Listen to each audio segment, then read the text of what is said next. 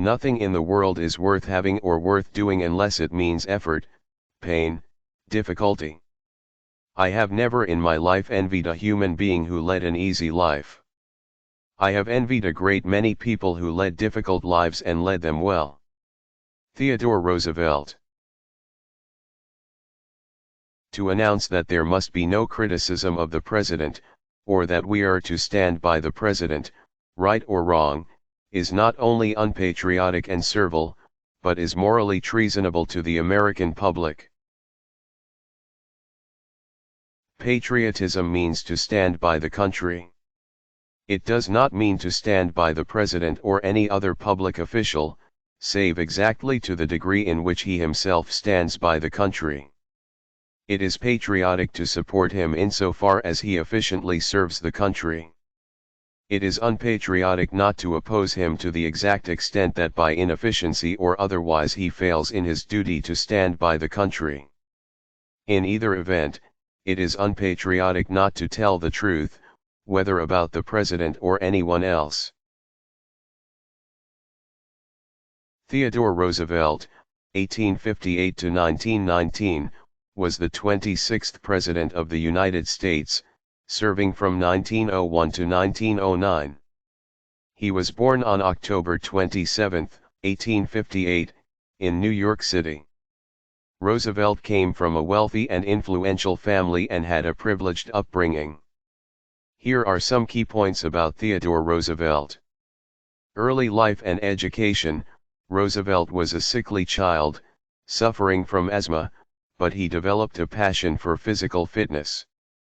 He attended Harvard University, where he excelled in various activities, including boxing and writing. Military service. After his father's death, Roosevelt briefly withdrew from public life, moving to the Badlands of North Dakota to ranch. He returned to politics and gained national fame as the leader of the Rough Riders, a volunteer cavalry regiment, during the Spanish-American War in 1898. Governor of New York. Roosevelt served as the governor of New York from 1899 to 1900, and he gained a reputation as a reform-minded and progressive leader. Vice Presidency. He became Vice President of the United States in 1901 under President William McKinley. However, following McKinley's assassination later that year, Roosevelt assumed the presidency at the age of 42, becoming the youngest president in U.S. history. Progressive policies. Roosevelt was a progressive leader who advocated for various reforms, including trust busting to break up monopolies, consumer protection, and conservation of natural resources. He supported the passage of the Pure Food and Drug Act and the Meat Inspection Act. Panama Canal. One of his significant achievements was the construction of the Panama Canal. The United States supported Panamanian independence from Colombia and subsequently negotiated the construction of the canal, which opened in 1914. Nobel Peace Prize.